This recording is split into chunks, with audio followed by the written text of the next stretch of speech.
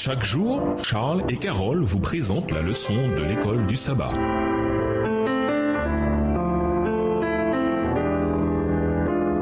Bienvenue dans votre émission. Dieu nous parle. Nous voilà à la leçon de vendredi. Pour aller plus loin, seuls ceux qui seront fortifiés par l'étude des Écritures pourront subsister au cours du dernier conflit. Chacun devra résoudre cette question vitale. Obéirai-je à Dieu ou aux hommes? L'apôtre Paul parle des derniers jours en ces termes. Il viendra un temps où les hommes ne supporteront pas la saine doctrine. 2 Timothée 4, verset 3. Ce temps est venu. Les foules ne goûtent pas les vérités de la Bible qui entrent en conflit avec l'amour du monde. Et Satan leur fournit les chimères qui leur plaisent. Dieu aura cependant sur la terre un peuple qui s'attachera à sa parole et qui en fera la pierre de touche de toute doctrine et le fondement de toute réforme. Ni l'opinion des savants, ni les déductions de la science, ni les credos, ni les décisions des conciles et assemblées ecclésiastiques, aussi discordants que nombreux, ne doivent être pris en considération sur un point de foi religieuse. Avant d'accepter une doctrine quelconque, il faut s'assurer qu'elle a en sa faveur un clair et précis, ainsi a dit l'Éternel. Pour couronner le grand drame de la séduction, Satan lui-même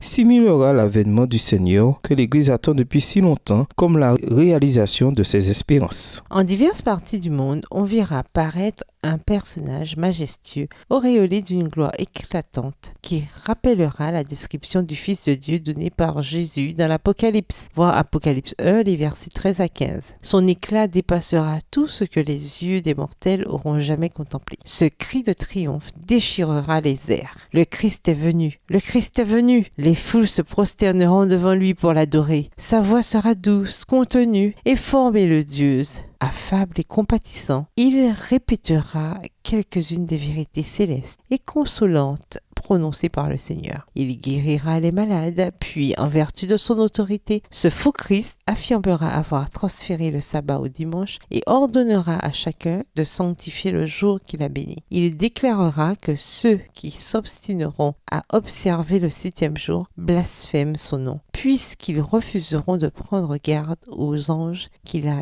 envoyés pour apporter la vérité au monde. Cette suprême séduction sera presque irrésistible. À méditer, lisez l'avertissement de Jésus dans Apocalypse 16, verset 15, en pleine description de la préparation pour la bataille d'Armageddon. Notez la formulation similaire dans le précédent appel de Christ à l'église de la Odyssée, Apocalypse 3, verset 18. En quoi cela montre-t-il l'importance du message à la Odyssée pour le peuple de Dieu vivant à l'époque de la préparation pour la bataille finale? En quoi ce message vous concerne-t-il personnellement? Dans l'Apocalypse, les vêtements blancs symbolisent la justice de Christ. Apocalypse 3, les versets 4 et 5 et Apocalypse 19, les versets 7 à 9. Seuls ceux qui se revêtent de la robe de justice de Christ pourront rester debout dans la crise finale. Comment peut-on laver sa robe et la blanchir dans le sang de l'agneau? Apocalypse 7, le verset 14. Pour conclure, à l'époque de Moïse, Dieu utilisa les plaies pour endurcir le cœur de Pharaon, ce qui aboutit finalement à la libération des enfants d'Israël. Ces événements symbolisent ce qui arrivera dans les derniers jours. Les anges entendent dire d'une voix forte: « Allez verser sur la terre les 7 coupes de la colère de Dieu. » Apocalypse 16, verset 1. Une fois que les plaies sont versées, il se peut que quelques-uns tentent de les expliquer. Cependant, ce n'est que par le Christ et sa puissance transformatrice que nous pouvons être en sûreté pendant ces événements du temps de la fin. Êtes-vous prêts? Au revoir. Et à demain si Dieu veut.